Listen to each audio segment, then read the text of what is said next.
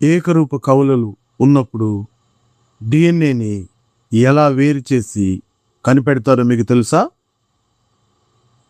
Identical twins అంటే ఏకరూప కవలలు నేరంలో ఉన్నప్పుడు వాటిని ఫోరెన్సిక్ శాస్త్రవేత్తలు ఏ విధంగా చేసి డిఎన్ఏని గుర్తిస్తారో మీకు తెలుసా?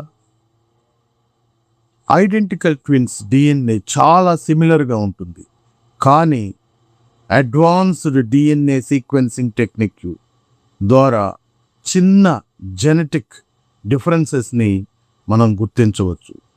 కొన్ని సందర్భాలలో ఫింగర్ ప్రింట్స్ అంటే వేలిముద్రలు, లైఫ్ స్టైల్ అంటే జీవన శైలి ఎవిడెన్స్ కూడా ఉపయోగపడుతుంది.